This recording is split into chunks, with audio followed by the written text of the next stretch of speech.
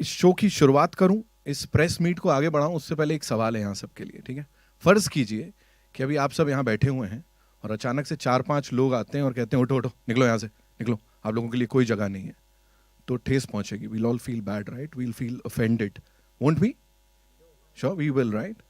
सो imagine कीजिए किसी के साथ उनके घर में घुस के किसी ने ये किया हो और उनसे कहा हो निकलो, तुम्हारे लिए यहाँ कोई जगह नहीं है। This is what I got from this trailer.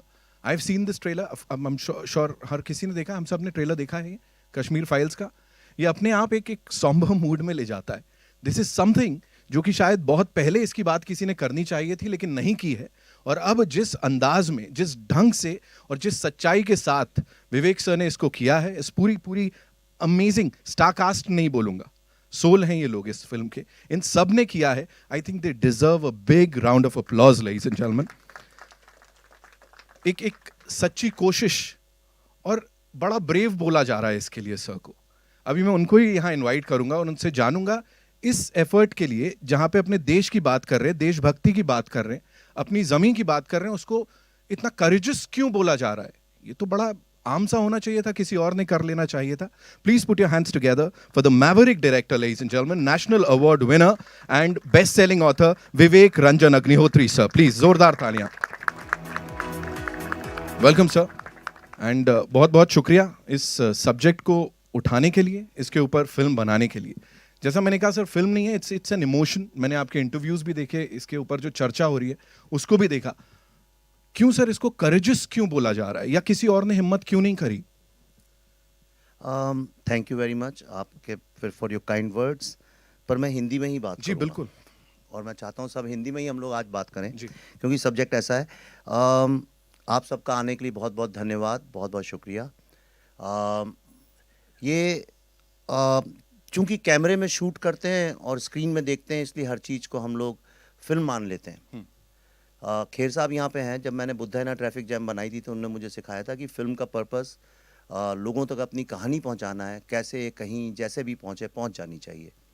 तो हमारी नज़र में ये एक फिल्म नहीं है, हमारी नज़र में ये एक मिशन है। और मिशन ही इसलिए है कि बड़े आश्चर्य की बात है, इन्होंने बोला आपको यहाँ से कोई भगा दे लेकिन आपसे बोले कि आप अपने घर ही नहीं जा सकते हैं। कल्पना करिए, वो कपड़े, वो बिस्तर, वो अलमारी, वो सब कुछ कभी नहीं, अगले 30 साल नहीं, आपके बच्चे नहीं, आपके माँ बाप नहीं, आपके दोस्त नहीं, आप खुद नहीं जा सकते वहाँ। ये एक बड़ी विचित्र सी चीज़ है जो विश्व में और किसी के साथ कभी ऐसा नहीं हुआ। मैसेकर्स हुए हैं, परसिक्यूशन हुआ है, जेनोसाइड्स हुए हैं, पर ऐसा कभी नहीं हुआ कि आप जो आपकी ही मूलतः ज़मीन है, जहाँ यानी ट्रेडिशंस आफ्टर ट्रेडिशंस जहाँ पे आप ही के हैं, और जो भारत का इतना बड़ा एक नॉलेज सेंटर, ऐसी कोई भी चीज़ जिसकी आप कल्पना करते हैं, Ayurveda, yoga, Patanjali, Natyashastra, Panchatantra, Shiva, Saraswati, non dualism, Shankaracharya, higher philosophies, Upanishad, ये जिन चीज़ों की बात हिंदुस्तान करता है और इनका रिलीजन से कोई लेना देना नहीं है, तो सब आर्ट, लिटरेचर, पोइट्री, म्यूज़िक की बातें हैं। आज उस ज़मीन पे जहाँ पे ये सब पैदा हुआ था, आज ना तो वहाँ आर्ट है, ना म्यूज़िक है, ना लिटरेचर है, कुछ नहीं है। और जो लोग जिनने ये सब पैदा किया था, आज वो भी उनके लिए जगह नहीं है। कोई जाता है आज भी, अपने कुछ हफ्ते पहले सुना होगा कि आइडेंटिफाई करके आई कार्ड निकाल के स्कूल में किस तरह से टीचर्स को मार डाला गया स्टूडेंट्स के सामने। तो एनीवे, तो the reason we are here, हम प्रेस कॉन्फ्रेंस करेंगे, सब करेंगे, लेकिन मैं आपको ये दिखाना चाहता हूँ कि ये फिल्म बनी कैसे। मैं और पल्लवी, हम लोगों ने एक बहुत छोटे क्रू के साथ 700 से ज़्यादा फर्स्ट जनरेशन विक्टिम्स मतलब जिनके माँ या पिता का कत्ल हुआ, किसी का रेप हुआ, जहाँ बच्चों को मारा गया, घर जला दी गया, संपत्ति लूट ली गई, ऐसे लोग जो फर्स्ट हैंड विटनेस हैं, जिनके साथ हुआ या जिनने आंखों से अपने पिता या माँ के साथ देखा। क्योंकि कई बार क्या होता है कि जब आपने देखा नहीं है, सुनी सुनाई बातें, तो उसमें एग्जैजरेशंस वगैरह भी होते हैं। तो ऐसे लोग दुनिया में जहाँ भी थे, अमेरिका में, यूके में, जर्मनी में, उन सब के हमने वीडियो टेस्टिमोनियल्स, जैसे कि वॉर क्राइम के किसी गवर्नमेंट को रिकॉर्ड करने चाहिए, जो हमारे यहाँ किसी भी गवर्नमेंट ने नहीं किया आज तक, वो हम लोगों ने अपने दिमाग में एक ट्रिब्यूनल सा बनाया और कहा let's report them like war crimes. और ये एक एक दो दो दिन तक कई कई इंटरव्यूज चलते रहे। कई तो ऐसे लोग थे बहुत बुढ़े भी हो गए, 80-90 साल के भी हो गए। और साउथ अफ्रीका से हमारे पास टेस्टिमोनियल्स आए, ऑस्ट्रेलिया से, न्यूजीलैंड से, जम्मू से, दिल्ली से, बेंगलोर से, जहाँ भी लोग हैं। और सिर्फ फर्स्ट जनरेशन विक्टिम्स नहीं, बल्कि उस वक्त जो वहाँ पे डीजीपी पुलिस थे या उनकी फैमिलीज़, या जहाँ डिविजनल कमिश्नर जो थे वहाँ, लेफ्टिनेंट गवर्नर जो थे जगमोहन साहब, हिस्टोरियंस, जितने भी टॉप लेवल जो ऑथेंटिकेट क्रेडिबिलिटी वाले लोग हैं, जिनको पूरा विश्व मानता है कि ये बोलते हैं तो इसमें अतिशयोक्ति या झूठ नहीं होता है, ऐसे सब लोगों के साथ मिलके on record we travelled and recorded it. ये फिल्म में एक एक शब्द, एक एक सीन, एक एक शॉट जिसको आप विजुअली देखेंगे, इसमें से एक भी चीज़ ना तो मैंने लिखी है ना मैंने किया है। हमने सिर्फ उन चीज़ों को रिक्रिएट कर दिया है जिसके एक नहीं बल्कि हज़ारों विजुअल रेफरेंसेस हैं या जिनके डायलॉग्स पब्लिक डोमेन में अवेलेबल हैं। ये पहली फिल्म ऐसी आप मान के चलिए कि विश्व के इतिहास में बनी है जिसमें एक भी शब्द काल्पनिक नहीं है। ये अलग बात है, कुछ कैरेक्टर्स के नाम, चूंकि we wanted to respect the dead, एक इंटरनेशनल एटिकेट, एक नॉर्म है कि जिन लोगों को इस तरह से मारा गया है तड़पा के, उन लोगों को generally we avoid not to hurt their families. और जो कई सारी कहानियां, उनको एक टाइम लाइन में पिरो दिया गया है। सिर्फ इतनी हमने लिबर्टी ली है। तो मैं अब अगले 20 मिनट आपको वो दिखाना चाहता हूँ जो एक बहुत छोटा अंश है। हमारे पास तो इतना मटेरियल है कि एक महीना भी कम पड़ जाए अगर आप डे एंड नाइट 24 घंटे भी देखें तो इतना हमारे पास वीडियो टेस्टिमोनियल्स हैं, आप कल्पना नहीं कर सकते हैं। और शायद दुनिया में हमारे ही पास हैं और किसी के पास नहीं। तो मैंने एक सिर्फ आप लोग को दिखाने के लिए एक छोटा सा 20 मिनट की झांकी जिसको बोलते हैं दिखाने के लिए, सो यू विल अंडरस्टैंड कि किस तरह से वो purest of the emotions we have got, और उस पर हमने कैसे फिल्म बनाई है। एक छोटी सी 20 मिनट की जर्नी आप देखेंगे तो आपको इस फिल्म के बारे में ये समझ में आएगा कि ये सिर्फ एक फिल्म क्यों नहीं है, and why it is more than a film. तो आप देखें, उसी में सब कुछ है। Thank you. ये पहली बार है जब मुझे बहुत डिफिकल्ट लग रहा है ये करना, एंड आई एम श्योर आप सबके भी वही इमोशंस होंगे। Would like to thank Vivek sir and the entire team, Pallavi ma'am, for doing this. उन सब से मुलाकात करके ये सब यहाँ पे लेके आने के लिए, लोगों को दिखाने के लिए कि क्या सच्चाई है। एंड इसी के साथ मैं यहाँ पे अब एक एक करके इनवाइट करना चाहूँगा उन सबको जिन्होंने इसको पॉसिबल किया है, इसको अपने खून पसीने से सींचा है। सबसे पहले give it up for Pallavi Joshi ji, national award winner, producer and a brilliant actor, ladies and gentleman. Welcome ma'am. आपके बाद उनकी तारीफ में जितना कहा जाए उतना कम है। हर किरदार को बिल्कुल जिस तरह निभाते हैं उसके ऊपर मैं कमेंट नहीं करना चाहूंगा, छोटा मुंह बड़ी बात होगी। He is the one the only Anupam Kher साहब। जोरदार तालियां प्लीज उनके लिए।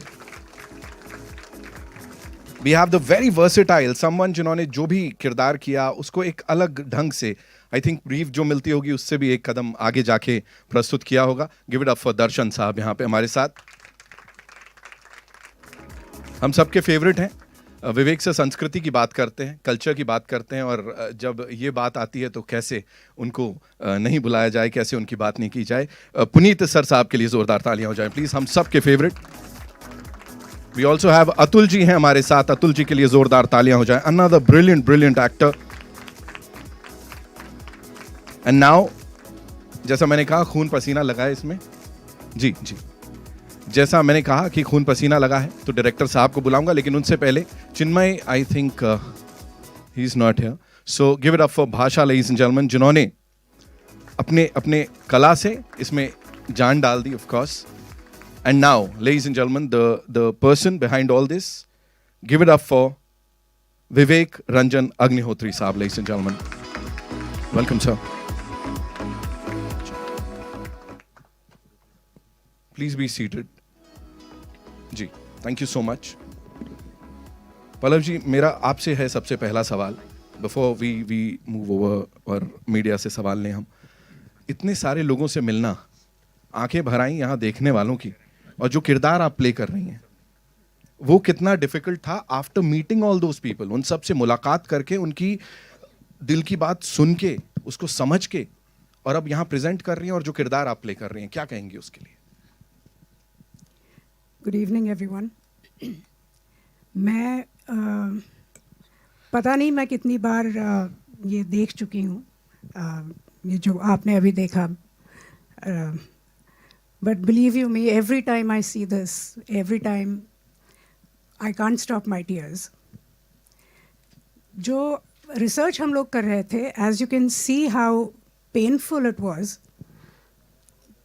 रोज़ हम लोगों से यही सुन रहे थे, उनकी पेन की स्टोरीज सुन रहे थे, उनकी एंग्विश, किस तरह से उनका सब कुछ पीछे छूट गया, किस तरह से उनके घर वालों को बहुत बेरहमी से मारा गया. तो एक समय के बाद ये होने लगा कि दिमाग है ना, इतने दर्द को, इतने दुख को प्रोसेस करना बंद कर देता है एक समय के बाद. And every time we would go back to our hotel, Vivek and I would just lie down and keep staring at the ceiling क्योंकि नींद ही नहीं आ रही थी हमें. It was impossible to emotionally unwind क्योंकि हमें पता था कि दूसरे दिन सुबह उठ के जो सुना है उससे भी ज़्यादा भयानक स्टोरीज हमें सुननी है. And we kept doing this for like almost a month and a half. And after that, when I came back, I said it was impossible. At a point came when I told Vivek, मैं जा रही हूँ वापस. I cannot take this pain anymore. And it wasn't just the pain, it was also the guilt. You know, somewhere as an Indian, कि ये कहानियाँ हम तक पहुँची नहीं, ये जो कुछ भी हुआ कश्मीर में हम तक पहुँचा नहीं. एंड हम इतना भारत की बात करते रहते हैं और हमने कुछ किया नहीं, हमारे अपने ही लोगों के लिए नहीं किया. सो ये एक गिल्ट भी बहुत ज़बरदस्त था. और उसके बाद जब ये स्क्रिप्ट लिखी विवेक ने, and when I realised I am going to play Radhika Menon, मेरे दिमाग में मैंने उसको बहुत बड़ा बना लिया था पहले, विलन को, क्योंकि इतना सारा मैंने सुना था. तो एक I would just like to tell you one very small incident. Vivek ने मुझे एक बार, हम लोग ज़ेन की बात कर रहे थे, तो he had explained it to me very well. When I didn't know then, rivers were rivers, trees were trees, mountains were mountains. When I began to understand Zen, rivers were not rivers, mountains were not mountains, and trees were not trees. And when I finally understood Zen, rivers were rivers, trees were trees, and mountains were mountains. So that's exactly what had happened with me also, कि मैंने पहले तो, अगर मेरे पास कोई ये भूमिका शायद लेके आता, कोई और डायरेक्टर ले आता, I probably would have played it absolutely the same way, थोड़ा अपना थॉट डाल के उसमें. ये टूर जब हमारा हुआ, रिसर्च टूर, उसके बाद I said no, the villain has to be like really big. और सारा रिसर्च होने के बाद जो स्क्रिप्ट फॉर्म में जब हमारे सामने आया, so then I realized no, what Radhika Menon has to be. And I'm so glad that I got an opportunity to play this, because I know exactly how big the villain is for the Kashmiri Pandits after having listened to their stories. Thank you. Thank you so much, ma'am. Thank you so much. Anupam sir, this one's for you. Being a Kashmiri Pandit, मैंने पढ़ा है, आपने कहा भी कि आप अपनी माता जी को ले जाना चाहते हैं उस जगह वापस, you know, आंखें नम है, of course.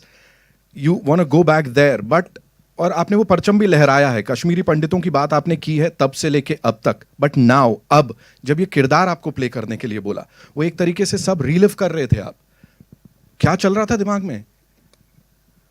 बहुत मुश्किल होता है उस किरदार को प्ले करना जो आपने महसूस किया हो. बिकॉज महसूस करना जो है, when you are performing that as an actor, सिर्फ महसूस करना काफ़ी नहीं होता है. बिकॉज आपको एक फ़िल्म के दायरे में एक्टिंग करनी है.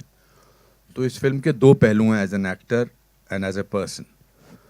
तो जहाँ तक पर्सन की बात है, आप कितना भी महसूस कर लो, अगर वो एक्टर अच्छा नहीं है तो वो पर्दे पर उस दर्द को, उस तकलीफ़ को नहीं ला सकता है. महसूस तो हम सब लोग करते हैं, हम सब लोग दुख महसूस करते हैं, हम तकलीफ़ महसूस करते हैं, खुशी महसूस करते हैं, हंसते हैं, रोते हैं. But everybody can't act it out. It's a job of an actor to do that. So I want to separate two issues over here. One is that just because I'm a Kashmiri Pandit does not mean that I will be able to portray that pain brilliantly unless I can project what I'm feeling. जब विवेक ने मुझे पता लगा कि वो ये film कर रहे हैं और उन्होंने मुझे ये रोल दिया, और सबसे पहली बात जो इन्होंने मुझे बोली कि मैंने कहा इस कैरेक्टर का नाम क्या रखा है, तो इन्होंने कहा पुष्करनाथ. ना, पुष्करनाथ मेरे पिताजी का नाम है, मेरे अपने पिताजी का. तो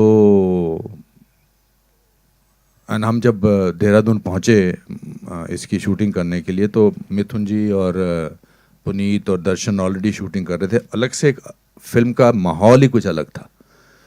ऐसा लग रहा था कि कुछ बहुत ही इम्पॉर्टेंट फिल्म बन रही है, क्या हो रहा है, क्या सिचुएशन है। हम तो बाहर से आए थे, फ्लाइट से ऐड किए थे, रास्ते में खाना वाना खा के गए थे। And then it dawned on me what it is to be playing Pushkar Nath, a simple normal human being जिसको कोई दुनिया की ऐसी चीज़ों का पता नहीं है। I was representing a normal Kashmiri Pandit from Kashmir, which my father represented very well. And then it was difficult to do that role, because how do I separate the emotions of Anupam Kher from the emotions of actor Anupam Kher? What is real and what is acting? So from that point of view, it was one of the most difficult roles. He gets dementia, he does not know what is happening, he has to, and on top of it, I was doing scenes with Darshan, who was not on the same wavelength as a character of Pushkar Nath. So it was a difficult job. Plus कहानी वो थी जो मैं सुन चुका था अपने रिश्तेदारों से, करीबी रिश्तेदारों से, मेरे मामा से, मेरी माँ से, और हम सब वो अंडर द रग उसको जब छुपाते हैं ना, जब तकलीफ बहुत ज़्यादा होती है तो उसको दबा के रखते हैं। That's why it turns into depression. But I am so happy that Vivek, you and Pallavi, you made this film, because आप लोग तो बहुत सारी चीज़ों से जूझते हैं एज जर्नलिस्ट, बट इस कमरे की खामोशी बताती है कि आज आपको भी कहीं तो झटका लगा है। And that is the biggest achievement, I will say, of the film, because when pain reaches other people, then half the job is done. So I think this is what this film has done. Thank you so much sir, thank you so much. Vivek sir, this one's for you. मैं आपसे जानना चाहूँगा, generally क्या होता है, film आने वाली होती है, बहुत हल्ला गुल्ला मचाया जाता है, मार्केटिंग होती है, प्रमोशंस होते हैं, ये यदाकदा ही देखने को मिलता है कि जब फिल्म का ट्रेलर आ चुका है, लोग खुद से उसको रिव्यू कर रहे हैं, लोग उसके बारे में बात कर रहे हैं, ऑर्गेनिक रीच जो कहा जाता है। प्लीज मेरे को उसके ऊपर थोड़ा बताइए, because I know you would not want to talk about that कि ठीक है यार, सही जगह जा रही है चीज, बट नहीं, ऑर्गेनिक रीच और जिस तरह से इसको लोगों ने एक्सेप्ट किया है, उसके ऊपर प्लीज बोलिए कुछ। सच बोलूं? बिल्कुल सच बोलना है सर। डिप्लोमेटिकली बोलूं, देखिए, ऑर्गेनिक रीच, ऑफ कोर्स मैं मीडिया का स्टूडेंट हूं, मैंने कम्युनिकेशन में ही पढ़ा है, one of the best institutes in the world. तो आप बिल्कुल सही कह रहे हैं, एक होता है ऑर्गेनिक रीच जो लोग खुद एक दूसरे तक पहुंचाते हैं मैसेजिंग, और दूसरा होता है एक हाइप्ड अप रीच, जहाँ आप इतनी ज़्यादा हाइप क्रिएट कर दें, इतनी हाइप क्रिएट कर दें कि लोग, एक इवेंट बन जाए और मजबूरी में लोग कहें भाई हमें तो इस इवेंट का पार्ट होना, चाहे वो अच्छा हो चाहे बुरा हो।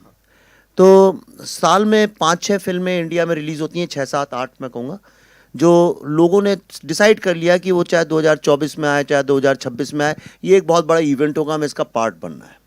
हमारे आसपास भी ऐसी फिल्में आ रही हैं। 3 साल से सारा मीडिया लिखता है कि ये फिल्म तो लोग देखेंगे, यानी मीडिया ने डिसाइड कर लिया घर घर जाके कि उस फिल्म को कौन देखेंगे। अब जब मीडिया ने डिसाइड कर लिया तो लोगों तक वो बात पहुंची जाती है। पर मैं जितनी फिल्में बना रहा हूँ अब इन विवेक अग्निहोत्री 2.0 में, उसमें इन फिल्मों को हाइप अप करने का स्कोप ही नहीं है, क्योंकि वो इतनी रियल है, इतनी जुड़ी हैं ज़मीन से, और ऐसा कोई हमारे साथ उस तरह के भी स्टार्स और एक पूरा मसल और मैकेनिज़्म काम नहीं करता है हमारे साथ भी जो वो हाइप क्रिएट कर सके। तो हम तो सिर्फ जनता जनार्दन के ही सहारे रह सकते हैं। ताशकंद फाइल्स आप सब जानते हैं, 150-170 स्क्रीन में रिलीज़ हुई थी, और उसी के साथ 5000 में कलंक और एंड गेम रिलीज़ हुई थी, पर हमारी चलती रही। कछुए की चाल कभी लंबी चली जाती है कई बार, तो लोगों को समझ में आया। इस फिल्म के साथ भी ऐसा ही है। कोई ऐसा आप देखें ना, तो हमारे पास बजट है मार्केट करने के लिए, कुछ करने के लिए, बहुत कम स्क्रीन में रिलीज़ होगी। अगर ईश्वर का आशीर्वाद हुआ, लोगों का आशीर्वाद हुआ, स्नेह मिला फिल्म को, तो हो सकता है वो स्क्रीन्स बढ़ते शायद फिर से लंबी रेस हो जाए। तो इसलिए मुझे बहुत आदत भी नहीं है प्रेस कॉन्फ्रेंसेस की, हमारे साथ होती भी नहीं है, लेकिन तो इसलिए मुझे अपनी आवाज़ खुद निकालनी पड़ती है, खुद अपने प्रोडक्ट को जनता तक ले जाना पड़ता है। तो कई बार लोग मुझसे कहते हैं कि भाई आप बोलते बहुत ज़्यादा हैं, सोशल मीडिया में, पर मेरे पास कोई ऑप्शन नहीं। आप बोलने लगी मेरे बिहाफ पे, जैसे स्टार्स के लिए बोलते हैं, मैं चुप हो जाऊंगा। चिंकू मेरे बारे में कोई कुछ नहीं बोलता, क्योंकि आजकल बिना पैसे के बोला भी नहीं जाता है किसी के बारे में, और मेरे पास पैसे भी नहीं है देने के लिए, तो इसलिए मैं खुद बोलता हूँ। तो इस फिल्म के लिए भी मैं ही बोल रहा हूँ, मैं इसको ले लेकर दौड़ रहा हूँ।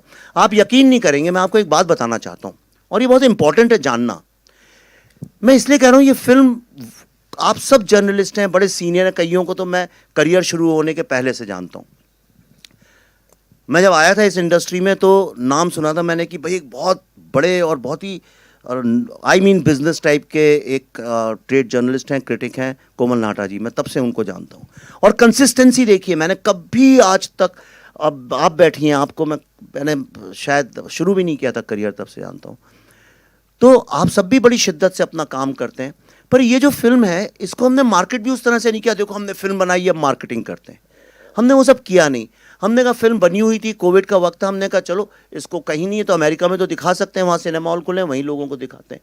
और आप यकीन नहीं करेंगे, 36 ऑर्गेनाइजेशन, ये पहली बार किसी हिंदी फिल्म के इतिहास में हुआ है। Telugu association, Sindhi association, Yazdi association, world Sikh association, Jews association, physicians association, ऐसी Nepali association, Buddhist association, Tibet association, 36 organisations ने जब हम गए तो उनने कहा अब हम इस फिल्म को दिखाएंगे लोगों को।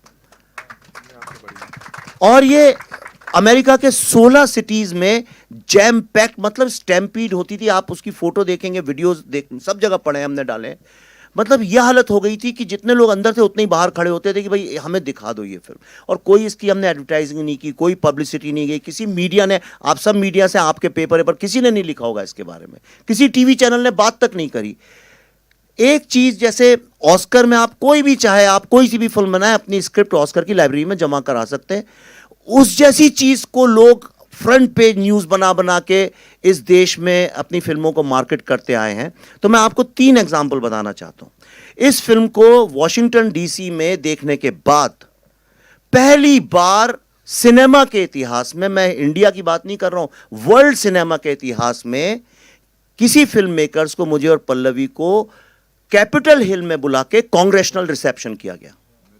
और वहां पे कांग्रेसमैन, और मैं ऑस्कर की तरह बात नहीं कर रहा हूं जो झूठ मूठ की न्यूज बनती है कि ऑस्कर में आप एकदम सी ग्रेड फिल्म भी बना दें, उसकी अगर स्क्रिप्ट भेज दें तो वो उनका क्या जाता है, वो तो एक आर्काइव है, उसमें कोई भी डाल सकता है। वहां पे राजा कृष्णमूर्ति, जो कि फ्री कश्मीर की कैंपेन के साथ जुड़े थे, डेमोक्रेट कांग्रेसमैन है, जो कि हमेशा जो एंटी कश्मीर मूवमेंट होता है उसके साथ जुड़े रहते हैं। He saw the film and he came and said, this is the first time I have realized about this pain, and I must admit that Kashmiri Pandit community in America is most successful, amongst the most successful people, and they are the inspiration for the world peace and humanity. Mike Warner, who's the topmost senator of America, he was full of praise for this. Bob Brar, he's a very famous senator there. और सिर्फ उतना ही नहीं, हम जहां जहां ये दिखाई, उन स्टेट्स ने प्रोक्लेमेशन दिया इस फिल्म का। हमने तो बताया ही नहीं लोगों को ये बात, क्योंकि ऐसा लगेगा जैसे अपने मुंह में मिट्टू बन रहे। नॉट ओनली दैट, कश्मीर में किसी ने आज तक प्रिंट में, मीडिया में, टीवी में, होर्डिंग में, स्कूल में, कॉलेज में, कहीं भी कश्मीर का पूरा नक्शा नहीं देखा है। In America to put up a full map of Kashmir is a big no. Indians भी नहीं डालते, इंडियन के बच्चों ने, एनआरआईज के बच्चों ने, आप सब जानते हैं अमेरिका में लोगों को, उनसे पूछिएगा उनके बच्चों से, उनने कभी कश्मीर का पूरा नक्शा नहीं देखा है। आपको मैं एक ऐसी बात बताऊंगा जिसको सुन के आपका गर्व से आपका सीना चौड़ा हो जाएगा। ये फिल्म देखने के बाद लोगों ने अपने आप, दर्शकों ने जो देख के जाते थे, पैसे जोड़ जोड़ के अल्टीमेटली इस साल 26 जनवरी को, जो वर्ल्ड की सबसे प्रेस्टिजियस और सबसे महंगी एडवर्टाइजिंग साइट है, जहां पे फ्री कश्मीर के होर्डिंग्स लगवाए थे पाकिस्तान ने, वहां पे लोगों ने अपने पैसे जमा करके 2 दिन के लिए पूरा कश्मीर का मैप लगाया, द कश्मीर फाइल्स के नाम के साथ, जो आपने देखा भी इस वीडियो के अंदर। ये आप मुझे बताइए विश्व के इतिहास में कब हुआ है ऐसा? और लास्ट बोल रहा हूं क्योंकि इसके बाद बाकी लोग बोले, मुझे जो बोलना था फिल्म में बोला है मैंने। आपको एक लास्ट बात बताता हूं, आप सब फिल्म इंडस्ट्री में इतने सालों से काम कर रहे हैं, आप लोग हॉलीवुड का cinema, Korean cinema, British cinema, Indian cinema, Telugu, हर सिनेमा के बारे में मुझसे 10,000 गुना ज़्यादा जानते हैं। अपने जोर दिए दिमाग पे, कभी आपने किसी फिल्म मेकर को, इंक्लूडिंग हॉलीवुड के टॉप डायरेक्टर्स, कभी किसी को देखा है फिल्म रिलीज होने के 3 महीने पहले अपनी फिल्म ओपन फॉर ऑल लगा 16 शहरों में जाके दिखाना, बिना ये सोचे कि लोग इसके बारे में क्या बोलेंगे, बुराई करेंगे, अच्छाई करेंगे, और एक आदमी ने एक नेगेटिव कमेंट नहीं किया। आप इतने वीडियोस हैं, जो था आके सब रोते थे, चिपकते थे। तो क्योंकि ये फिल्म नहीं है, अगर फिल्म होती तो मैं भी डरता, अरे भाई किसी ने बोल दिया कि अच्छी नहीं है तो इसका बिजनेस खराब हो जाएगा, अगली फिल्म कैसे करूंगा। लेकिन ये हमारे लिए एक जीवन का मकसद, एक मिशन बन गया था, एक कहानी को बताना, और इसीलिए हम लोगों ने ये किया। जो मैं आपको बता रहा हूँ, ये इस फिल्म के अचीवमेंट्स नहीं है, ये बात दर्शाता है जब आप एक सच्ची कहानी लोगों के पास जाएं तो उसका यूनिवर्सल रेजोनेंस होता है। And from India, from this Hindi film industry, we have achieved that. Thank you so much Vivek sir. Darshan भाई, दिस वंस फॉर यू। मुझे बताएं, आपने जितनी भी फिल्में अब तक करी हैं, जैसा मैंने कहा वर्सेटैलिटी की बात हम सब करते हैं, किरदार को अलग एक परवान चढ़ा देते हैं आप, ये आपकी फिल्मी जर्नी में कितना इम्पोर्टेंट होगा? ये जो इमोशन है, how important would it be? Hello everyone. Actually मुझे याद है मेरी पहली मीटिंग पल्लवी मैम के साथ, जब उन्होंने मुझे यही वीडियोस दिखाए थे, और जैसे मैं अभी नम हो रहा हूँ वैसे ही था, मैं कुछ बोल नहीं पा रहा था वो वीडियोस देखने के बाद। फिर विवेक सर से मुलाकात हुई और उन्होंने मुझे स्क्रिप्ट दी फिल्म की, और स्क्रिप्ट पढ़ते वक्त भी मैंने सेम पेन और सफरिंग जो उन लोगों के साथ हुई, जो उन्होंने कैसे सरवाइव किया, वो सब इमेजिन किया और वही फील हुआ वो दिन। और फिल्म ख़त्म होने के तकरीबन 2 हफ्ते और लगे होंगे मुझे इस कैरेक्टर से बाहर आने में, और हर नाइट का मैं बता सकता हूँ कि मैं अपने बिस्तर पे सो नहीं पाता था होटल रूम में, क्योंकि मुझे एज एन एक्टर मैं बैक स्टोरी तैयार करता हूँ, बैक स्टोरी तैयार करने में मुझे और वीडियोस देखने पड़ते थे और जानना पड़ता था। और एज मैं कॉलेज स्टूडेंट प्ले कर रहा हूँ कृष्णा पंडित, जिसकी रुचि पॉलिटिक्स में है, और वो बहुत कंफ्यूज है, उसको लाइफ में बहुत कुछ जानना है, सच्चाई जाननी है जो उसके सामने नहीं आती है, हर तरफ से अलग अलग रूप में उसके सामने आती है जिसको वो एक्सेप्ट नहीं कर पाता है। तो वो सब जानना, उस कैरेक्टर में जाना मेरे लिए बहुत बहुत डिफ़िकल्ट रहा। तो ये रोल मेरे लिए मोस्ट डिफ़िकल्ट रहा, बट मैं अपने आप को बहुत खुशकिस्मत मानता हूँ कि मुझे कृष्णा पंडित कैरेक्टर करने का मौका मिला, क्योंकि ये फिल्म नहीं है, ये एक रियल स्टोरी है। ये इमोशंस हैं लोगों के जो उनके साथ बीती है। एंड आई थिंक जब मैं आज रिव्यूज़ देख रहा हूँ, जितने भी यूट्यूब पे या जहाँ पे भी अवेलेबल हैं, चाहे वो इंडियंस हों, पाकिस्तानी हों, चाहे वो यूएस से हों, यूरोप से हों, अफ्रीका से हों, हर आदमी इमोशनल था, हर आदमी कनेक्ट कर पा रहा था, क्योंकि ह्यूमैनिटी सबसे बड़ी चीज़ होती है। सो आई एम ब्लेस्ड कि मुझे फिल्म में काम करने का मौका मिला और इतने लिविंग लेजेंड्स के साथ काम करने का मौका मिला। So thank you so much. Puneet sir, Atul sir, this one's for you. आप दोनों को साथ में स्क्रीन पे देख रहे हैं, हम लोग स्क्रीन शेयर कर रहे हैं। आप लोग के व्यूज़ की भी अगर मैं बात करूं, सो आपने भी दिल खोल के बोलते हैं जब आप बोलते हैं, और वैसे ही डायरेक्टर साहब में he is been very vocal. उनकी जो ओपिनियंस हैं उन्होंने he is never held back, वो रोकते नहीं हैं खुद को। जो है भाई, जो देश के लिए है, जो जैसा है मैं उसको वैसे ही रखूँगा। सो उस बीच कैसा रहा फिल्मिंग के दौरान? How was it with Vivek sir? Because आपके खुद के भी ओपिनियंस हैं, तो कुछ टकराव या कुछ ऐसा था? नहीं, ऐसा तो कुछ नहीं था। कि देखिए, बहुत ही ये कटु सत्य है जो जेनोसाइड हुआ, और दुर्भाग्यवश हमारे देश में किसी ने भी इसको खुलकर बोलने में हिम्मत नहीं की। ना पत्रकारों ने, ना मीडिया ने, गवर्नमेंट ने, किसी ने भी वो साथ नहीं दिया। जो 1990 की बात कर रहा हूँ था, तो जब हमें तो खैर पता था कि क्या हो रहा है, हमारे कुछ क्लोज दोस्त यार वहाँ पे थे। फिर जब विवेक और पल्लवी ने मुझसे कहा कि पुनीत जी, हम चाहते हैं कि आप भी इस फिल्म का एक हिस्सा बनिए, तो इमीडिएटली मैंने यस कहा कि जी मैं करूँगा। और ये एक जो कटु सत्य है, ये यथार्थ है, तो इसे ऐसी बोल्ड सब्जेक्ट को बाहर लाना, ये अपने आप में काबिल तारीफ बात है जो विवेक जी ने किया है, उन्होंने इस मुद्दे को उठाया, तो ये सराहनीय है, ये बहुत ही ब्रेव अटेम्प्ट है।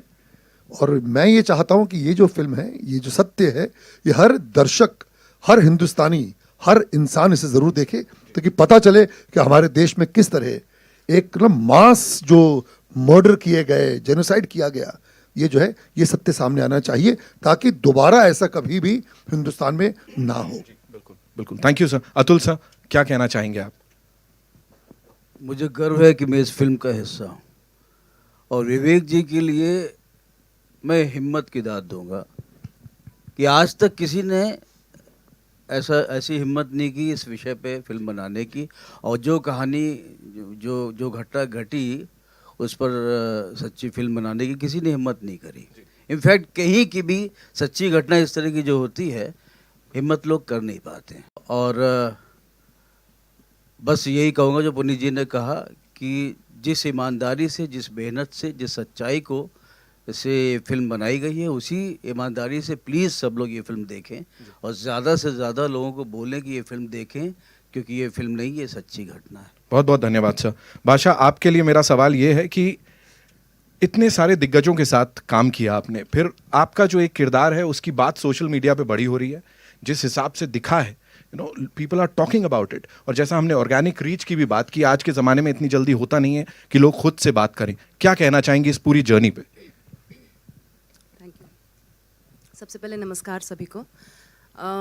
मैं सबसे पहले इस पूरी ये जो मेरे साथ हो रहा है, I am a very normal person. मैं खुद रियल लाइफ में कश्मीरी हिंदू रेफ्यूजी हूँ और एक्टर भी हूँ। मेरे लिए it's a dream come true. Of course इधर बैठना भी और ये फिल्म करना, ये सब हो चुका है। मैं कभी कभी I still take time to realise कि ऐसा हो गया था। हम लोग सेट पे होते थे सर के साथ, सबके साथ।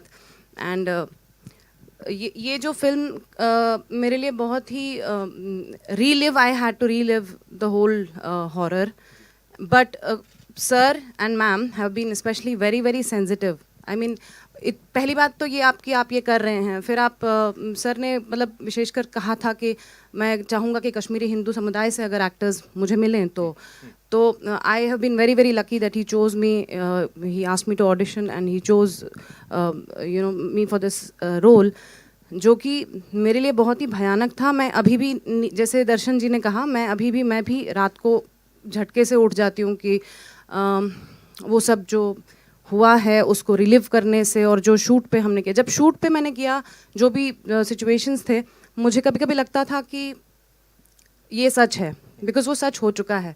सो वी वर रीलिविंग दैट। लेकिन मुझे लगता था कि मतलब वो मैं to differentiate between real and this, तो फिर मुझे खुद को रियलाइज़ करना पड़ता कि नहीं, I am in a very safe environment, it's just shooting, because that's why it's not a film. हम सिर्फ रियलिटी को रिक्रिएट कर रहे हैं, इसमें कुछ भी, जैसे सर ने कहा, फिक्टिशियस कुछ भी नहीं है। और मैं बहुत बहुत धन्यवादी हूँ। I think that's the biggest moment of my life, and they all have been very very supportive, very very supportive and very kind to me, all of them. I'm very grateful. ठीक है, thank you so much, thank you so much पूरी team को। Sir बहुत बहुत धन्यवाद इसे सबके सामने लाने के लिए। एंड आई एम श्योर आप लोगों के मन में भी बड़े सारे सवाल होंगे, तो अब आप लोगों की बारी है, प्लीज शूट। विवेक जी, मुझे लगता है कि माइक की ज़रूरत नहीं होगी। पहले तो मैं इतनी अच्छी फिल्म आपने बनाई, इसके लिए हम थैंक्स कहना चाहती हूँ, पर्सनली थैंक्स कहना चाहती हूँ कि आपने इतनी अच्छी फिल्म बनाई। मैं ये सवाल करने की हिम्मत जी, मैं खुद एक कश्मीरी पंडित परिवार की बहू, और हमारा भी चहेड़ू के पास गांव था जहां हमारी प्रॉपर्टी थी, और हमें भी निकाला गया, वहां से हटाया गया। लेकिन मैं अगर उसका स्याह पक्ष देखूं, और मैं कहना चाहूँ, एक कश्मीरी पंडित होने के नाते कहना चाहूँ कि अगर वो लोग हैं, और आज की जो सिचुएशन है जिसमें सरकार बहुत सपोर्ट कर रही है, विधु विनोद चोपड़ा ने भी अभी एक अच्छी फिल्म बनाई थी इस पर, तो क्या उनको वो जो स्याह पक्ष है, वो लोग हैं, उनको जोड़ना ज़रूरी नहीं है? क्योंकि पाकिस्तान बैठा है उनको गोद में बिठाने के लिए। तो क्या ऐसा नहीं होना चाहिए कि हम कुछ इस तरह की भी चीज़ें निकालें? एक छोटे से बच्चे को एक 4 साल के बच्चे को टेररिस्ट करार कर दिया गया था, और कुछ मेरी बेटी ने जाकर वहाँ रिसर्च किया था तो उसने मुझे बताया था। तो मैं सिर्फ आपसे, क्योंकि आप बहुत सेंसिटिव डायरेक्टर हैं, इसलिए मैं आपसे पूछना चाहती हूँ, क्या कोई ऐसी कड़ी जहाँ आपने इतना सब रिसर्च किया कि उन दोनों को जोड़े, उन दोनों को साथ लाने की कोशिश करें? देखिए, क्या चीज़ है जो हमें जोड़ती है? हम लोगों को पैसा नहीं जोड़ता है। जो लोगों को, इंसानों को जोड़ता है आपस में, वो है कल्चर। बिना कल्चर के हम जानवर हैं। हमें कल्चर जोड़ता है। कैसे? आप कहीं और से हैं, मैं कहीं और से हूँ, आप कहीं और से हैं, लेकिन जब हम खाना खाने बैठते हैं तो हम एक हो जाते हैं। हम जब खाना शेयर करते हैं, या हम गाने गाते हैं साथ में, या कपड़ों को लेके, त्योहारों को लेके, म्यूज़िक से, आर्ट से, कहानियों से, लिटरेचर, एक साथ रोते हैं, एक साथ उठ के चले जाते हैं, तो ये कल्चर जो है वो इंसान को जोड़ता है। अब एक बहुत बड़ी समस्या ये हो गई कि कश्मीर में आज कल्चर के नाम पे कुछ बचा नहीं है। एक मोनोटोनिक चीज़ है, कोई डाइवर्सिटी। कश्मीर इतना डाइवर्स था, भारत से जगह जगह से, केरला से, बंगाल से, सब जगह से लोग वहाँ गए थे और वहाँ रिसर्च करके सब अल्टीमेटली पंडित, जिनको आज बोलते हैं पंडित मतलब the highest intellectuals and the scholars of a subject, तो वहाँ पे पंडितों का एक समूह बना और वो इंडिया का जितना भी रिसर्च है, 90% से ज़्यादा जो इंडिया का रिसर्च है सारा वहाँ हुआ। इतनी डाइवर्सिटी थी। आज डाइवर्सिटी नहीं है, ज़ीरो डाइवर्सिटी है। वहाँ म्यूज़िक नहीं है, आर्ट नहीं है, लिटरेचर नहीं, खाने में डाइवर्सिटी नहीं है। मैंने खाने के बारे में एक ट्वीट किया था, मैं वेजिटेरियन हूँ तो नहीं मिल रहा था, तो मैंने कहा भाई अब नया जो कश्मीर बन रहा है इसमें वेजिटेरियन खाना भी मिलना चाहिए, तो उन्होंने फतवा इशू कर दिया मेरे नाम पे। उन्होंने कहा आप कौन होते हैं हमारे खाने के बारे में बोलने वाले, और अल्टीमेटली 20-30 सिक्योरिटी के साथ हमें कश्मीर से वापस आना पड़ा। तो ना डाइवर्सिटी है, कुछ भी नहीं है। ये जो फिल्म है, जैसा आप सोच रहे होंगे शायद वैसी ना निकले, क्योंकि ये फिल्म एक बहुत ही अलग तरह के थॉट की है, और ये इस बात पे एम्फेसिस देती है कि आप आपसी मतभेदों के साथ रह सकते हैं, आप झगड़ा करके, मारपीट करके भी साथ में रह सकते हैं। कितने लोग हैं पड़ोसियों के झगड़े हो जाते हैं। आप दिल्ली में, तो मैं रहता था तो 24 घंटे मैं देखता था ऊपर नीचे, फर्स्ट फ्लोर सेकंड फ्लोर में बरसाती वालों का ग्राउंड फ्लोर से झगड़ा होता, फिर 2-4 घंटे के बाद फिर हो जाते थे, फिर साथ में लोहड़ी का त्यौहार और कोई साथ में मनाते थे। वो सब क्योंकि फिर साथ में जैसे गाना गाने लगे, अंताक्षरी हुई, एक फिर से दोस्त हो गए। आपकी शादी हुई, मैं चला गया, फिर दोस्त हो गए। लेकिन जब ऐसा कुछ भी नहीं है, सिर्फ एक खालीपन, विरावान सा है, और हम लोग भी जो जाते हैं, हम जाते हैं डल लेक पे सेल्फी खींचते हैं, गुलमर्ग में वापस चले आते हैं, हमें कुछ पता चलता नहीं है। यानी डाइवर्सिटी एक बहुत ही देखिए डेंजरस सिचुएशन ये है कि मैं आपको एक छोटा सा किस्सा बताता हूं, उससे आपको सब समझ में आ जाएगा। मैं किसी भी रिलीजन के अगेंस्ट नहीं हूं, क्योंकि मैं खुद ही किसी रिलीजन पे ज़्यादा नहीं मानता। मैं गर्व से एक हिंदू कल्चर, हिंदू फिलॉसफी, क्योंकि बचपन से मैंने देखा है, सीखा है, और वो मुझे जीने का एक सहारा देती है। लेकिन आप क्या प्रैक्टिस करते हैं, क्या नहीं करते हैं, मैं उसकी उतना आदर करता हूं, मुझे उससे कोई आपत्ति नहीं है। और मैं जानता हूं कि मुझसे अलग लोग इस दुनिया में रहते हैं। यही तो सारे विश्व के इंसानों का नेचर है। सब जानते हैं कि अलग विचार के, अलग फेथ के लोग हैं। हम एक शूटिंग कर रहे थे तो पल्लवी एक शिकारा में बैठी हुई थी, और छोटी 1-2 बच्चियों को हमने बुलाया था, 8-9 साल, 7-8-9 साल की, जो ज़्यादा जानती नहीं है, बहुत ही इनोसेंट बच्चियाँ। वो पल्लवी के दोनों तरफ बैठी थी। तो हम कैमरा जब शिफ्ट कर रहे थे, उदय जी हमारे DOP सर हैं यहाँ पे, और तो एक बच्ची, शायद 1 बजा होगा, दोपहर का नमाज का टाइम था, पल्लवी से उसने बोला आप नमाज पढ़ने नहीं जाएंगी? तो पल्लवी ने बोला नहीं, मैं तो नहीं जाऊँगी। तो कह रही क्यों नहीं जाएंगी आप नमाज पढ़ने? पल्लवी ने कहा इसलिए क्योंकि मैं मुसलमान नहीं हूँ। तो कहने लगी अरे ऐसा कैसे हो सकता है, आप कहीं नहीं जाती नमाज पढ़ने? पल्लवी ने कहा नहीं, देखो ऐसा है, मैं हिंदू हूँ इसलिए मैं नमाज नहीं पढ़ती हूँ। कहने लगी तो क्या हुआ, नमाज तो हर कोई पढ़ता है। एक 8-9 साल की बच्ची, 10 साल की बच्ची, दुनिया में कोई भी बच्चा हो इस बात को जानता है कि अलग अलग फेथ के लोग होते हैं। पर कश्मीर में 1990 के बाद जो पैदा हुए हैं लोग, उनको कुछ आइडिया ही नहीं है इस बात का कि दुनिया में डाइवर्सिटी नाम की चीज़ है। इसका भारत और कश्मीर और पाकिस्तान से कुछ लेना देना ही नहीं है। आप एक पूरी की पूरी जनरेशन जो है वो इतनी इग्नोरेंस के साथ बड़ी हो रही है। मेरा जो ड्राइवर था टैक्सी का, वो लाल रंग के जूते पहनता था, तो मैंने उससे एक दिन शूटिंग के दौरान यही पूछा। वो बड़े अजीब से लंबे लंबे रेड बूट्स थे, तो मुझे थोड़ा अजीब भी लगते थे, चमकते हुए लाल।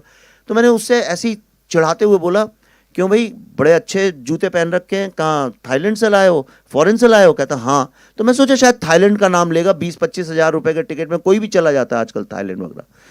तो मैंने बोला थाईलैंड से? वो बोला नहीं, दिल्ली से, इंडिया में नहीं बोला उसने, दिल्ली से। और मैं यकीन से कह सकता हूं, थोड़ी तो मैं भी समझ रखता हूं इंसान की, मैं आपको गारंटी से कह सकता हूं उसने जिस इनोसेंस से बोला था उसको आइडिया ही नहीं था इस बात का कि वो जो कह रहा है वो गलत है। तो ये जो हमने क्रिएट कर दिया, ये फिल्म यही आपको बताएगी कि क्या होता है जब आप एक सोल को खत्म कर दें, कल्चर को, आर्ट, म्यूजिक, लिटरेचर, आर्किटेक्चर, इन सब चीजों को खत्म कर दें, तो वो किसका लॉस है? क्या वो कश्मीर का लॉस है? क्या वो हिंदू मुस्लिम का लॉस है? क्या वो भारत का लॉस है? या पूरी ह्यूमैनिटी का है? अगर कोई आज सिलिकॉन वैली को जाकर डिस्ट्रॉय कर दे तो किसका लॉस है? वो आपका और हमारा भी तो लॉस है। लेकिन हम तब तक उसको अपना लॉस और डेंजर नहीं समझते जब तक वो गोरेगांव या बोरीवली तक आके वो खड़ा ना हो जाए आपके सामने, या दिल्ली में गुड़गांव या फरीदाबाद तक ना आ जाए। हमारा तो किसी और का प्रॉब्लम है, देख लेंगे। पर ये फिल्म देखने के बाद अपने जीवन में मैं गारंटी करता हूं आप कभी ऐसा नहीं सोच पाएंगे। So be prepared before you see this film. Vivek sir, Priyanka Singh, Dainik Jagran से। जब आप रिसर्च कर रहे थे फिल्म के लिए, आपने कहा था कि बतौर फिल्म मेकर मुझ में एक बदलाव आएगा, और अभी थोड़ी देर पहले भी आपने एक शब्द का इस्तेमाल किया अपने लिए, अपना नाम आपने कहा विवेक अग्निहोत्री 2.0 वर्जन। तो क्या बदलाव है पहले विवेक अग्निहोत्री में और 2.0 वर्जन जो है, दोनों में क्या बड़ा बदलाव एक हुआ है? मुझे ज़्यादा बोलने की ज़रूरत नहीं है, आप बस ट्विटर में जाइए और जिस डेट को मैंने इसका रिसर्च शुरू किया था उस डेट के पहले मुझे देखिए, उसके बाद देखिए।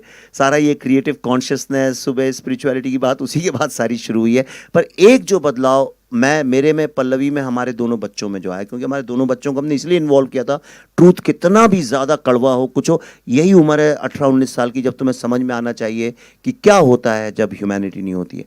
मेरा विश्वास कल्चर, आर्ट, लिटरेचर, इन चीज़ों पे इतना ज़्यादा बढ़ गया है, मुझे समझ में आ गया है वही सोसाइटी सबसे ज़्यादा सुखी है जहाँ पे डाइवर्स कल्चर है, डाइवर्सिटी जहाँ पे है। आज भारत, सब कहते हैं 5000 साल से we have survived the oldest civilisation in the world. क्यों है? क्योंकि इतनी डाइवर्सिटी दुनिया में कहीं भी नहीं है जितनी हमारे यहाँ है।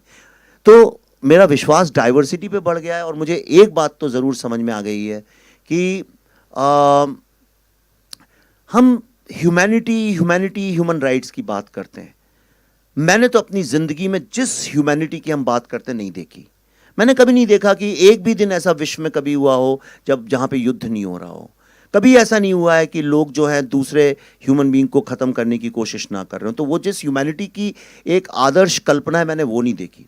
लेकिन एक कश्मीर का रिसर्च करने के बाद मैंने ये ज़रूर देखा कि जब ह्यूमैनिटी नहीं होती है, जब इनह्यूमैनिटी होती है, तब क्या होता है। आप, बड़ा सटल डिफरेंस है। मतलब कुछ अच्छा होगा तो क्या होगा मुझे नहीं पता, लेकिन मुझे इतना पता है जब बुराई सेट इन करती है तब क्या होता है। और वो इतना बड़ा विनाश है जो धीरे धीरे हम सबके चारों तरफ आता जा रहा है, पर हमें एहसास नहीं हो रहा। आपको भी नहीं पता किस तरह आपके आसपास कल्चर जो है वो डिस्टर्ब हो रहा है, डिस्ट्रॉय हो रहा है, चेंज हो रहा है, पर हमें नहीं पता है क्योंकि हमारे घर के अंदर नहीं घुसा है, और शायद घुस भी गया, हमें एहसास नहीं है। पर ये फिल्म देखने के बाद आपको समझ में आएगा कि हम लोग कितनी डिफिकल्ट सिचुएशन के साथ गुजर रहे हैं। बिल्कुल। एक और सवाल है मेरा आपसे। शिया समुदाय नाराज़ है क्योंकि उनको लगता है कि आपने आयतोल्ला खोमैनी का जो तस्वीर है वो आपने आतंकवाद के साथ जोड़कर दिखाई है। उनकी मांग है कहीं ना कहीं कि उस दृश्य को निकाला जाए। सर, आपका क्या कहना है कि आप निकालना चाहेंगे या वो ज़रूरी है दिखाना, या रखना चाहेंगे? इस पर क्या रिएक्शन है आपका? देखिए, ये लीगल नोटिसेस हैं, इनका कायदे से मेरे को कुछ बोलना नहीं चाहिए। ये लीगल मैटर्स हैं तो इसका लीगल जवाब ही जाएगा प्रोड्यूसर्स की तरफ से। लेकिन मैं आपको इतना बता सकता हूँ कि दुनिया के किसी भी कोर्ट में, किसी भी कोर्ट में, किसी भी महफिल में, किसी भी फोरम पे, किसी भी प्लेटफॉर्म पे, मैं इस फिल्म के एक एक शॉट, उस शॉट के अंदर जो भी दर्शाया गया है, एक एक डायलॉग, एक एक कैरेक्टर की पूरी रिस्पॉन्सिबिलिटी अकेले लेने को तैयार हूँ। दुनिया के किसी भी फोरम, प्लेटफॉर्म, कोर्ट मैं एक एक चीज़, एक नहीं बल्कि 100 visual references, dialogue references, videos के साथ साबित कर सकता हूँ। इसलिए उंगलियाँ तो बहुत लोग उठाएंगे क्योंकि सबका जो दुकानें चल रही थी हिंदुस्तान में इतने सालों से, सबकी वो थोड़ा उन पे भी चैलेंज होता है, वो भी एक्सपोज होते हैं। तो उंगलियां उठेंगी मुझे उससे कोई इतनी, जब फतवों जैसी लड़ाइयाँ लड़ सकते हैं तो फिर 10, 12, 15 लीगल केसेस तो लड़ ही सकते हैं।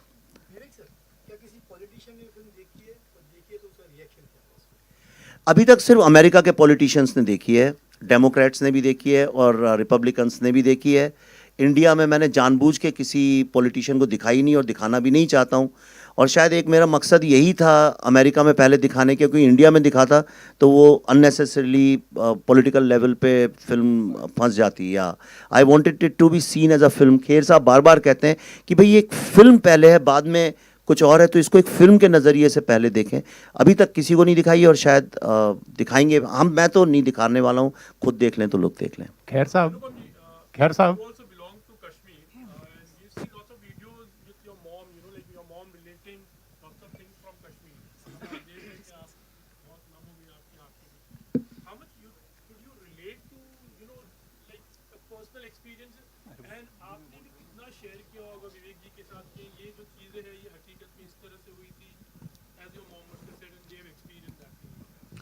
Before that, I want to say that just because the film is based on true events and research does not mean that it was easy to direct and write this film. उसके लिए you need to be a brilliant director and brilliant writer. So बहुत सारी फिल्में आप आजकल तो 80% फिल्मों में पहले आ जाता है सत्य पर आधारित फिल्म, तो उसके बाद बुरा आप बोलते हैं कि बकवास फिल्म है। तो ज़रूरी नहीं कि सत्य पर आधारित जो फिल्म है वो बहुत कमाल की ही होगी भाई। तो इसलिए जहाँ तक मेरी बात है कि इतना इन्होंने रिसर्च किया था that I was mesmerised and very impressed.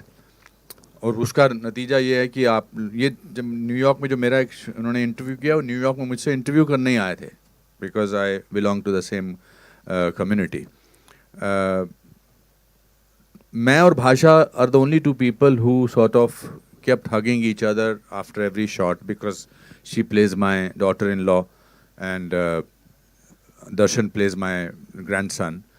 But मेरा और भाषा का हम एक दूसरे का एक silent exchange of expressions जाता था कि ये सच है, ये जो भी दिखाई दे रहा है ये सच है। मेरा पर्सनल एक्सपीरियंस जो मेरे बिल्कुल इमीडिएट फैमिली में हुआ, वो मैं हमेशा बोलता हूँ कि मेरे जो मामा थे, मेरी मदर के छोटे भाई, और मेरी माँ बार बार इसका जिक्र करती है, उन्होंने अपनी पूरी ज़िंदगी पैसे जोड़ जोड़ के, वो ओवरसियर थे वहाँ पर, और ओवरसियर को क्या बोलते हैं नॉर्मली, ओवरसियर ही बोलते हैं हाँ। तो because overseer is a very typical small town word. तो वो इंजीनियर से जो छोटे होते हैं उनको ओवरसियर बोलते हैं। तो उन्होंने बड़े मुश्किल से पैसे कमा के, उनका एक सपना था कि कश्मीर में श्रीनगर में अपना एक घर बनाएंगे। तो उन्होंने वो घर जैसे तैसे 86, 85, 87 में बना लिया और बड़े खुश थे कि अपना उनका एक घर था।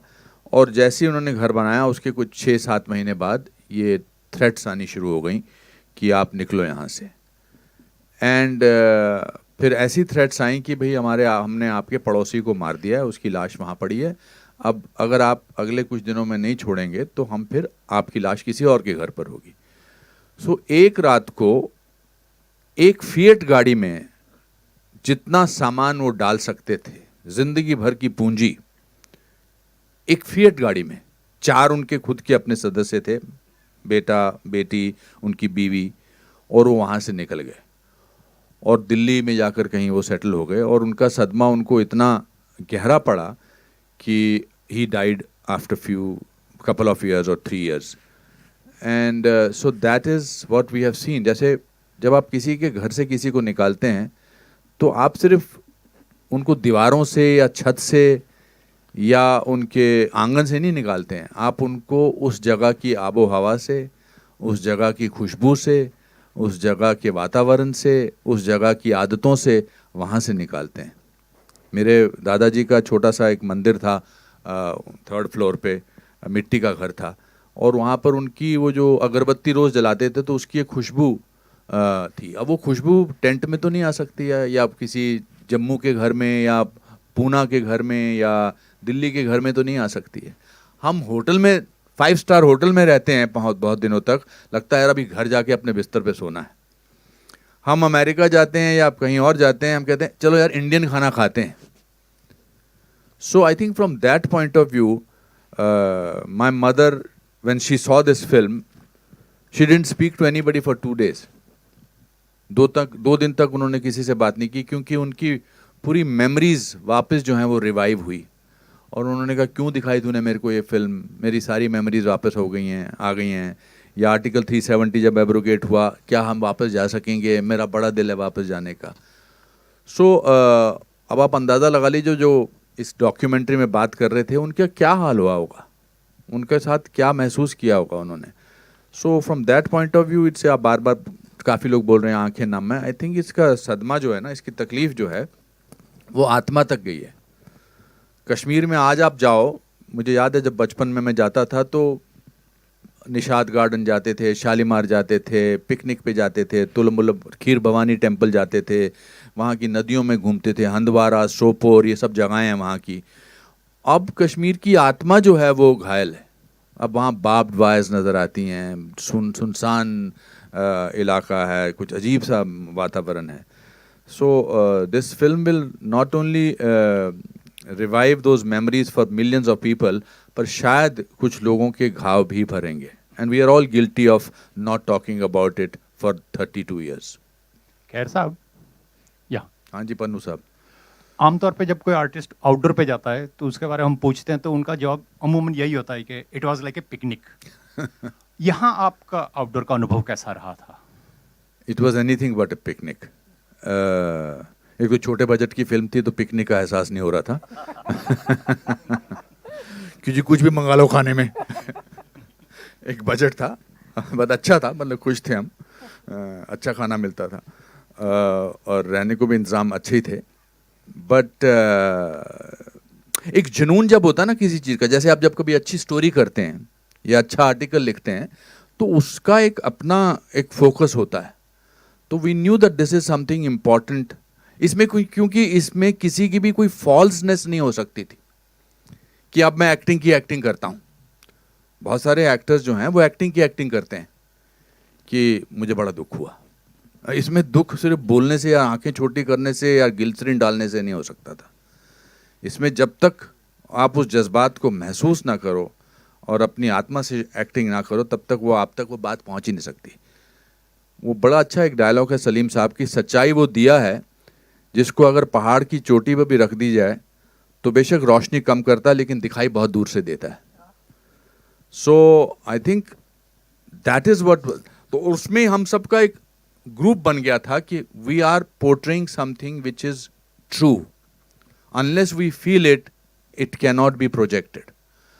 तो वो एक बॉन्डिंग थी। वो 15 दिन 20 दिन कैसे निकल गए पता ही नहीं था, पता ही नहीं चला। और हर शॉट के बाद मैं और विवेक रोते थे। हर शॉट के बाद विवेक आके मुझे गले लगाता था, बिकॉज जो इसने महसूस किया था वो इंटरव्यूज के दौरान, अब वो उसको पर्दे पर देखता हुआ नजर आ रहा था। शायद पल्लवी के ही सीन्स में वो रोए नहीं, बाकी I think even when we did a scene together, ये गले लगा के बहुत फपक फपक के रोए थे। मैं और भाषा तो हर शॉट में रोते थे। सो रोते मतलब थे कि हम तो एक्टिंग कर रहे हैं, अब इसके बाद हम अपने 5 स्टार होटल में जाएंगे और ऑर्डर करेंगे कि एक गर्म पानी लेकर आओ और छोटा सा लेकर आओ या कुछ भी है। But people who must have actually gone and they were completely devastated, finished. उस thought से ही घबराहट होती थी। तो this was an emotional journey which will stay with us for many years to come. Thank you. Vivek ji, पहले तो जैसा कि फिल्म है वो समाज का आईना होती है, आपको क्या लगता है इस फिल्म के बाद, जैसे आप खुद पल्लवी जी और आप बोल रहे हैं कि जब आप रिसर्च करने गए और लोगों से उनके बारे में बात करना शुरू किया तो आपको बहुत सारी सच्चाइयों का पता चला जो कि बहुत हृदय विदारक हैं। क्या ये जब फिल्म आएगी समाज में या लोगों में अवेयरनेस के बाद थोड़ा सा बदलाव होगा, खासकर कश्मीर के लोगों में जिन्होंने जिनकी वजह से काफ़ी ऐसे लोग हैं जिनकी वजह से जैसे कश्मीरी पंडित विस्थापित हुए वहाँ पर। दूसरा, आपको डर नहीं लगा धमकियों से या किसी और चीज़ से जब आपको, और ऑब्वियसली मिली भी होंगी जहाँ तक मुझे पता है? नहीं, देखिए, देखिए डर जो है जब तक आदमी डरता है तभी तक लोग उसे डराते हैं। ये मेरे जीवन का अनुभव है, आपके जीवन का अनुभव कुछ और होगा, पर मेरा ये अनुभव है कि जब तक आप समझिए अकेले जा रहे हैं गली में और कई सारे आप देखेंगे द डॉग्स कम और वो आप पे भौंकते हैं और जितना आप डरेंगे उतना वो आगे आके आपको डराते हैं। और हम सबसे बड़ी गलती जीवन में यही करते हैं कि हम डर के पीछे चले जाते हैं। और ख़ास तौर पे क्रिएटिव आर्ट्स में मैंने देखा है एक ऐसा कुछ बन गया हमारे यहाँ, हम लोगों ने, I think we are the only society, मैंने तो कहीं और ऐसा देखा नहीं किसी और सिनेमा में, हमने डाकुओं को बहुत ग्लोरीफाई किया। अगर आपको याद हो 60-70 के दशक में हम लोग कुछ भी, और डाकू की फिल्म में मतलब वो अच्छा आदमी होगा और बंदूक उसने उसे ऑपरेस किया था इसलिए उठाया था, क्योंकि उस वक्त इप्टा के लोग थे, एक थॉट प्रोसेस थी। लेकिन डाकू तो कभी अच्छा हुआ नहीं, कोई अच्छे डाकू का कोई एग्जाम्पल भी नहीं है इस दुनिया में। फिर हम लोगों ने स्मगलर्स को ग्लोरीफाई करना शुरू किया, जस्टिफाई करना। मुझे कोई आपत्ति नहीं, देखिए उन फिल्मों की स्पेस है, ये ना समझिए कि मैं उन फिल्मों के बारे में कमेंट करूं, लेकिन हमने ऐसा किया, हम लोगों ने उन्हें ग्लोरीफाई किया, जस्टिफाई किया, एक बड़े क्रूड तरीके से भी किया।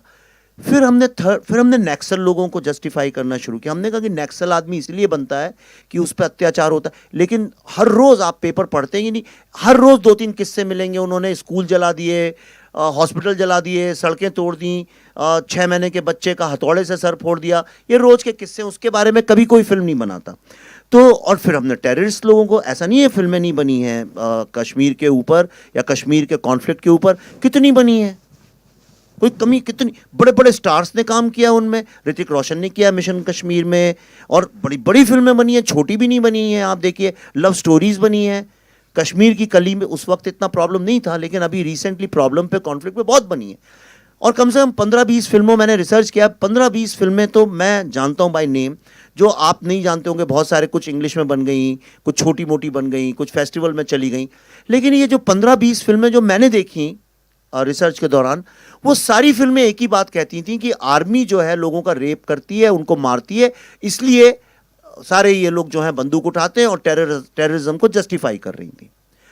वर्ल्ड की कोई सिविलाइज कंट्री आज की तारीख में टॉलरेट नहीं कर सकती है कि आप टेररिज्म को फिल्मों में जस्टिफाई करें। एक फिल्म का नाम बता दीजिए आप मुझे, मैं चैलेंज करता हूं, आप मुझे एक फिल्म का नाम बता दीजिए जहां पर टेररिज्म को ग्लोरीफाई किया हो। और ये एक बड़ी समस्या थी, और इस समस्या के कारण देखिए फिल्में कितना बड़ा सॉफ्ट पावर है, या तो वो पॉजिटिवली यूज हो सकती हैं या नेगेटिवली यूज हो सकती हैं, या तो अपने देश की समस्याओं को दुनिया को समझाने के काम आ सकती हैं, या उन समस्याओं को और उलझा के देश को बदनाम करने के काम आ सकती हैं।